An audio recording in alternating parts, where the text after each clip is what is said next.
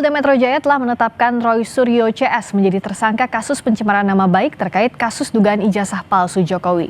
Roy Suryo mengaku siap menjalani proses hukum. Lalu apa saja yang akan disiapkan Roy Suryo dalam menjalani proses hukum ke depannya? Saat ini sudah bergabung bersama kami Abdul Ghafur Sangaji selaku kuasa hukum Roy Suryo dan ada juga Boy Kanu selaku Ketua Umum Pradi Bersatu. Selamat malam Bang Sangaji juga Bang Roy. Selamat malam Mbak Priska. Selamat datang di Sapa Indonesia Malam dengan suasana yang sekarang ini makin meningkat tensi kasus hukumnya Bang Boy juga Bang Sangaji. Kalau Mas Roy Suryo itu akan kapan diperiksa sebagai tersangka pertama kalinya? Kami sudah menerima surat pemanggilan untuk diperiksa sebagai tersangka Mbak Priska pada hari Kamis tanggal 13 November ini. Oh, Kamis ini? Ya, dan pukul berapa itu? Sudah ada informasi? Sekitar jam 10 pagi. Jam 10 pagi ya, Kamis betul. ini? Dan yang dipanggil itu untuk klaster RRT ya, yaitu Mas Roy, kemudian Bang Rismon dan Dr. Tifa. Dan beberapa hari yang lalu kami sudah kumpul bersama antara klien dengan seluruh tim kuasa hukum.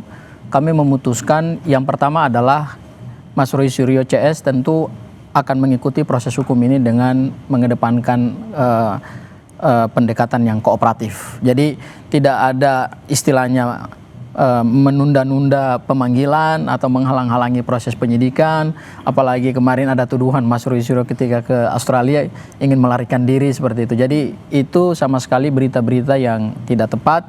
Kami siap menghadapi proses hukum ini dan Mas Roy Suryo CS akan didampingi oleh kami sebagai tim kuasa hukum dan tidak akan ada kegiatan-kegiatan yang dilakukan untuk menunda-nunda proses hukum yang ada di Polda Metro Jaya. Bang Boy melihat ini hal yang kooperatif dari Mas Suryo CS? Ya, kalau pengacara kan mesti ngomong begitu.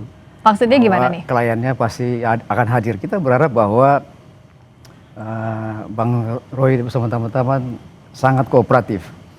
Kita yakin itu karena beliau kan seorang intelektual itu kan taat hukum.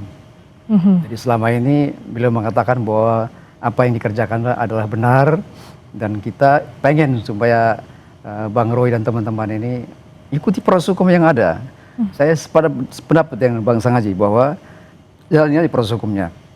Sejauh ini pasal yang disangkakan sudah diberitahu atau belum? Apa saja untuk klasternya Mas Roy Suryo, Bang Rismon dan juga Dr. Tifa? Ya, jadi gini Mbak. Semua tersangka itu sudah menerima surat penetapan tersangka.